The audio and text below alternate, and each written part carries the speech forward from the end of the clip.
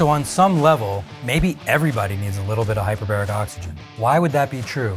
We're going to talk about that in today's video. As you can imagine, we get a lot of different questions and comments on our YouTube channel. And one of those questions is, can I use hyperbaric oxygen for this? Can I use hyperbaric oxygen for this? Can I use hyperbaric oxygen for that? In other words, applying hyperbaric for specific conditions. And at the end of the day, almost always, the answer is yes, with a disclaimer that hyperbaric oxygen is not really a treatment for those diseases, but if you understood the mechanisms of hyperbaric oxygen, you would start to understand how to apply it properly. And you would see that not only is it used for so many different conditions, but it also has a great potential to be used to maintain your health or improve your health. Even if you're not sick or diagnosed with anything specific, but you're just trying to optimize your health, could you also be using hyperbaric oxygen as part of that strategy? Well, the answer is yes, and we're going to talk about why. What's interesting about health is this. In many cases, the same techniques, the same therapies, the same strategies that we will use,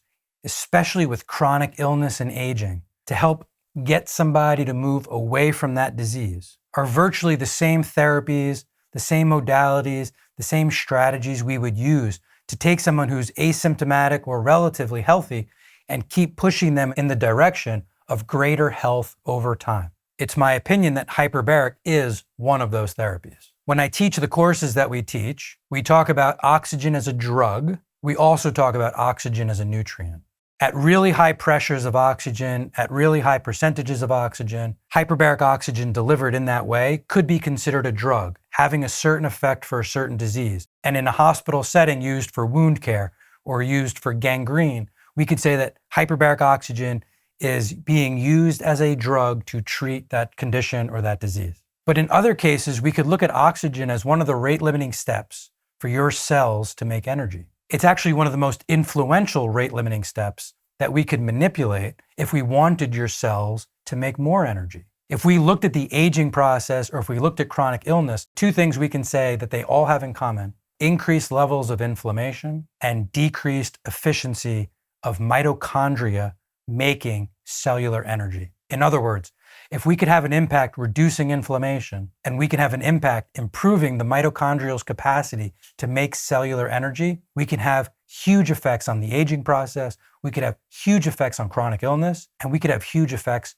on keeping healthy people healthier for the long haul. And in many cases, that's exactly what we're trying to do with this therapy. Use it as a tool to become as healthy as we possibly can. So in the context of using oxygen as a nutrient, the way I look at this is very simply. You may or may not eat a healthy diet. I hope that you do. And if you do, you're making decisions because you understand that the quality of the food you're eating will have an impact on your health. You also may choose to take supplements. And whether they're working or not, and whether you're taking the right supplements or not, your assumption is taking certain vitamin supplements are a way to further improve your health, again, over the long term. You don't necessarily choose to take supplements because they have an immediate effect on how you feel. Did you take vitamin D today? Did you not take vitamin D today? When you took your vitamin D, did you feel any different? Typically, the answer is no to that, but you're still doing it because you understand that that's going to play a critical role in your health over years and years to come. Using hyperbaric oxygen can be within that same paradigm.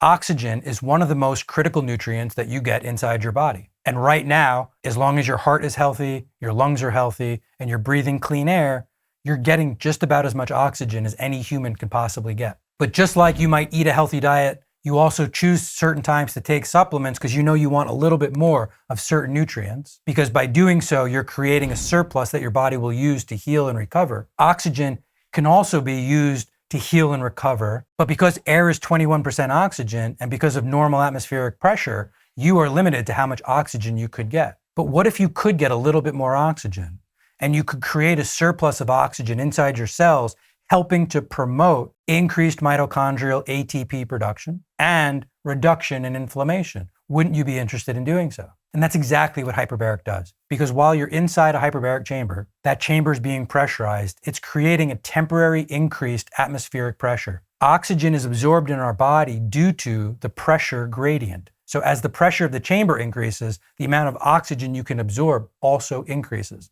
Hyperbaric oxygen is really the only way to meaningfully increase the amount of oxygen that's floating around your system, and driving more oxygen into your cells has the capacity to reduce inflammation and increase cellular energy production. And so, who wouldn't use a hyperbaric chamber? Well, there are contraindications. So unless you have one of the absolute contraindications, of which there are very few, inability to equalize your ears, an active pneumothorax, or a bronchospasm. So as long as you don't have one of those, and then there's a list of relative contraindications, as long as you don't have one of these, then you could literally find a place doing hyperbaric and just start getting access to this therapy so that you're getting increased levels of oxygen for those reasons that we've discussed. If you have an absolute contraindication, well then, until that's resolved, you can't go in a chamber. But if you have one of those relative contraindications, it doesn't mean you can't go in a chamber. It's not a red light, it's a yellow light. Slow down, you need to get something checked out. You need to go to one of your doctors, depending on which relative contraindication you have a conversation and just get cleared.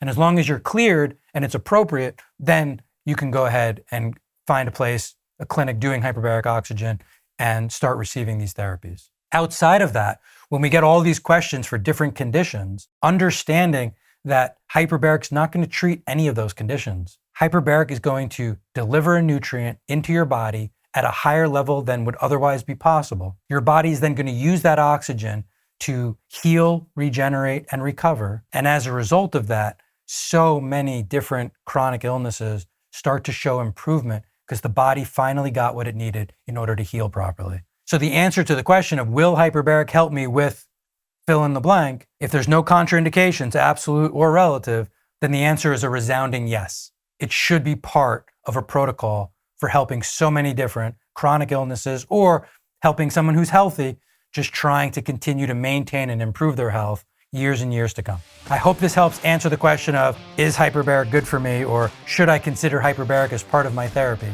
And as always, I appreciate your time and attention, and we'll catch you on the next video. So whether you're a chiropractor or a naturopath or an acupuncturist or a DO or even an MD, but you're looking at hyperbarics through this lens, the lens that I'm describing, which is applying hyperbarics for all these off-label conditions, this is the class that teaches that. And right now it's the only class that teaches this type of hyperbarics in this way, and that's an actual certification course. Check out hbotusa.com, and right across the top you'll see upcoming events. You can click on that and it'll show you when our next courses are going to be.